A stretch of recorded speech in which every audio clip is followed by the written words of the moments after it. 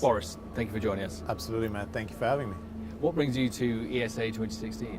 It's the first time that we're exhibiting here, actually. We're excited about energy storage since we're in the space for now over 6 years. We're now present in the US market. We're shipping actively in the US market. And it's the first show for us here on the East Coast for Sonnen to participate in. I'm speaking at the show, we're exhibiting at the show.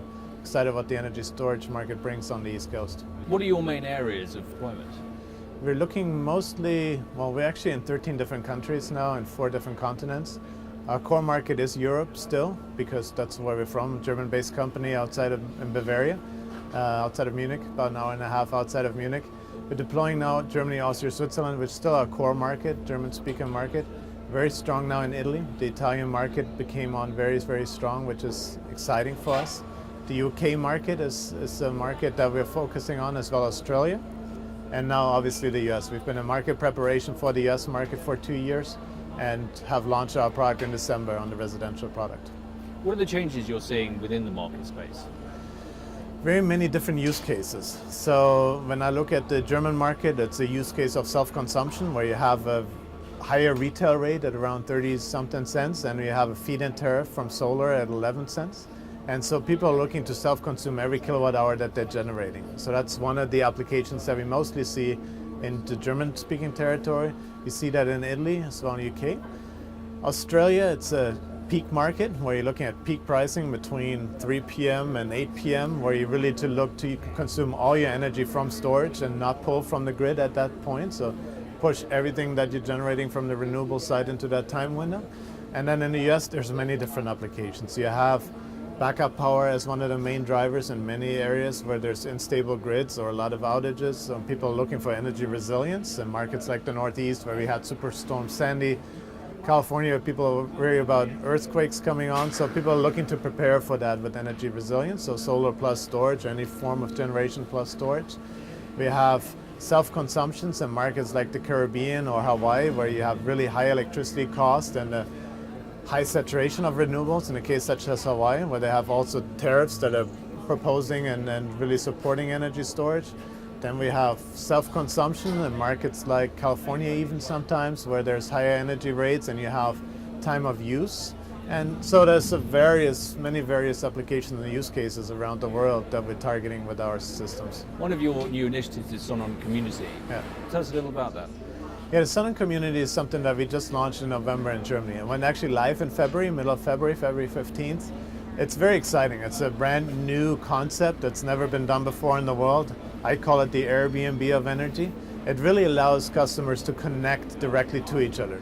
So we're now a registered utility in Germany, which allows us to actually trade within the German grid.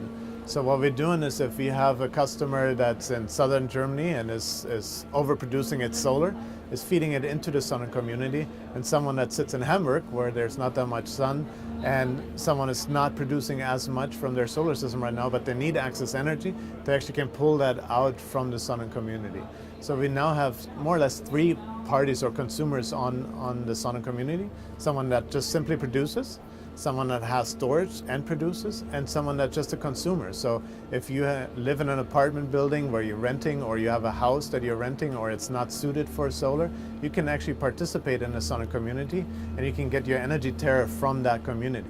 So for the first time, it really allows a platform where an end customer can have access to another end customer's energy generation. So if you have just a small solar system on your roof of 5 or 8 kW, instead of feeding it into the grid at 11 cents, you can feed it into the community at 23.5 cents, and someone can take it out at 23.5 cents. So that's really a true network that allows us to lift a bunch of users independent to be from the traditional energy generation. Sounds like the Internet of Energy. It is actually the Internet of Energy, or the utility of the future, right? So it's really where you give the control to the end customers, and it's been used in the past, power to the people, right? Used in a little different way, but it's really something where we give the control back to the actual user, so the end customer, to create their own generation, and also to others to accept that self-generation in the market. Rolled out in Germany. Do you have plans to roll out further afield? Absolutely. So we're looking to deploy the Sonnen community in one form or fashion in every country that we're operating in. will it change and has to be adapted to certain markets based on regulatory frameworks or the landscape, political landscape, rules and regulation? Absolutely. Will there be ways to partner up with us as well, right? So we're looking, for example, at the US market where we're looking at utilities, smaller municipalities, co-ops, or even larger utilities, where we can deliver a platform that has been developed in Germany and is actually operational. We can deliver that to those partners. So we're looking here for, in the US, for example, I'm looking at utilities, co-ops, munis, to really partner up with and deploy with them together a solution that can be rolled out into the market. It really depends on the framework, if it can be accepted one-to-one from the German market or if it has to be adapted in some form of fashion. But the goal is to deliver this type of solution to any area that we're operating in. What do you think the most exciting developments in the market space are? It's really that the product is available, right? So a lot of people are talking about energy storage. We've seen some big announcements, but the product is not available from most people yet. However, we've been now in the market for 6 years. We're operating in so many different countries now, and really that we can give access to a lot of people that are interested in energy storage and deliver a true solution that people are looking to deploy. That's one of the key messages that we're looking at. It's something where we can, for a true renewable revolution, as we've been calling it, right? The solar revolution or renewable revolution, now we're calling it the storage revolution, right? There's always the next revolution in some form or fashion, but I think it all has to work together to really provide a solution to the market and to end customers to have a true choice. We don't, for us it is just delivering a choice to an end customer that wants to use energy, and that's what we're trying to do. So what does the future hold? In the ideal world, it's, to me it's really exciting, right? So if you look at development of electric vehicles, if you look at the development of renewables on a truly decentralized deployment side, where you're looking to give the end customer, businesses, the form of generating their electricity, storing it on site, deploying it on site. We have autonomous vehicles that are starting to happen on an electric vehicle range.